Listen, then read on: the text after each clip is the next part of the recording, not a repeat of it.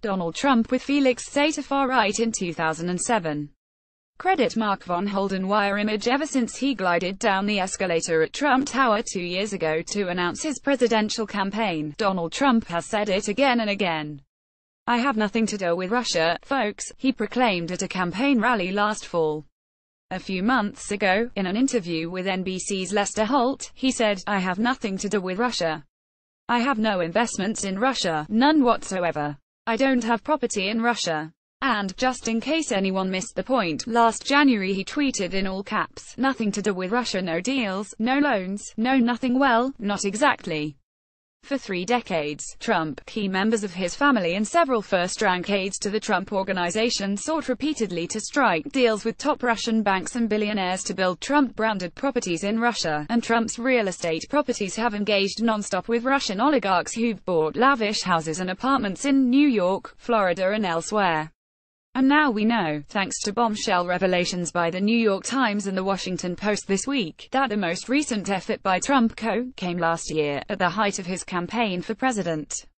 In late 2015 and early 2016, just as the Republican primary was gearing up, 2 key aides, his top lawyer, Michael Cohen, and a shady business partner, Felix H. Sater, were deep in talks with Russian investors about building what the Post called a massive Trump Tower in Moscow. Sater, a career criminal, had been convicted of slashing someone's face in a bar with the broken stem of a margarita glass and had also been found guilty in a $40 million stock fraud case, emailed Cohen positively giddy about his real estate negotiations in Russia, and in terms that, were you Robert Mueller, the dogged special counsel investigating Russiagate, you might consider a smoking gun.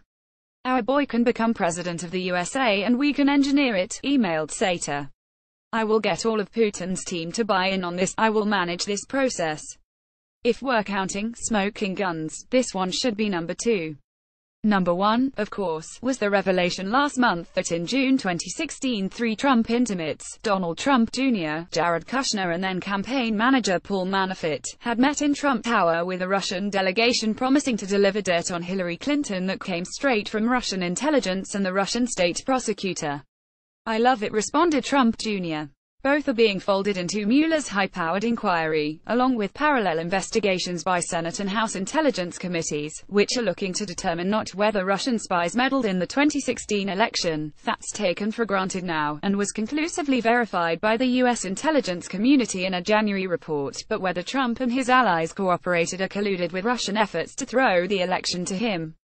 Ever since Mueller impaneled a Washington, D.C., grand jury and ordered a pre-dawn raid on Manafort's stately Virginia home, revelations have been piling up. Though not from Mueller's office, which is notoriously tight-lipped, doesn't have a website and issues no press releases. No one knows the full story yet, since what we know consists of scattered media reports and incomplete testimony from some of those involved. But for Trump, who's intervened at least 7 times to slow down or obstruct justice in the investigation, not least by firing FBI Director Jim Comey in May, the Mueller investigation must look not unlike the Terminator unstoppable. There's no timetable for its conclusion yet, but in the end Mueller's report could lead to indictments of top Trump allies, a devastating report on Trump-Russia collaboration and even a recommendation that the president be impeached. Yes, it's that serious. Among the recent revelations, a series of reports in the Wall Street Journal reveal that Peter W. Smith, a GOP operative who claimed to be working with General Mike Flynn, actively sought cooperation with Russian hackers to obtain Clinton emails in 2016. Flynn, of course, was Trump's chief national security aide during the campaign, and he served as the president's national security advisor for less than a month before being fired, in February, because of undisclosed conversations with Russia's ambassador to the United States. We knew the people who had these emails were probably around the Russian government, Smith, who committed suicide 2 weeks later, told the Journal.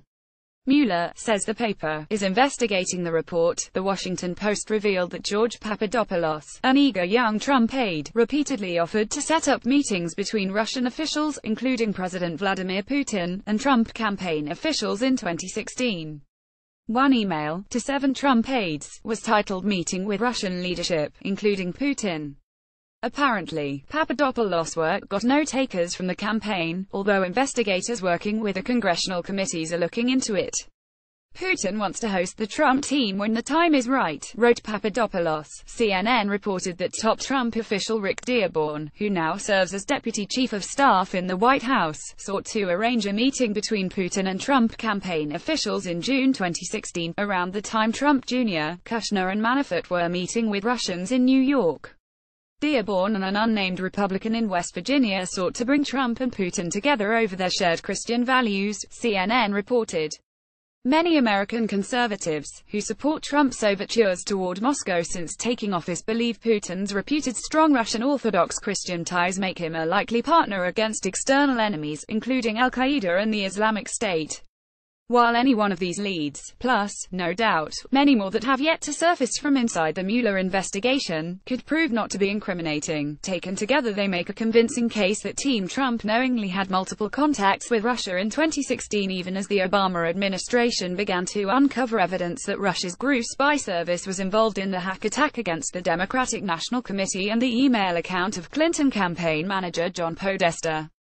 Among the other officials under scrutiny, besides Flynn, Manafort, Cohen, Sater, Kushner, Trump Jr., Dearborn and Papadopoulos, there's also Attorney General Jeff Sessions, who had to recuse himself from overseeing the Russiagate inquiry after it was revealed that he had a series of still unexplained meetings with Sergei Kislyak, then Russia's ambassador. Dearborn served as Sessions' chief of staff. Mueller has unleashed a flurry of subpoenas since establishing his grand jury last month, aimed at many of those Trump officials and their aides and associates. And Mueller is not restricting himself to collusion with Russia alone, but digging deep into the Trump-Kushner real estate and financial empire. In addition, investigating whether President Trump tried to obstruct justice by blocking the investigation, firing Comey, threatening to dismiss Sessions and asking U.S. intelligence officials to defend him against Russiagate charges. Most recently, according to NBC, Mueller is keenly focused on reports that Trump helped craft a misleading statement issued by Trump Jr. when reports of the Trump Tower meeting first surfaced. And Sater, the convicted felon who worked with Trump over a period of years to find deals in Moscow, could be a prime target. Michael Sater wrote to Cohen, Trump's attorney, "I arranged for Ivanka to sit in Putin's private chair at his desk and office in the Kremlin. I will get Putin on this program and we will get Donald elected. And maybe impeached."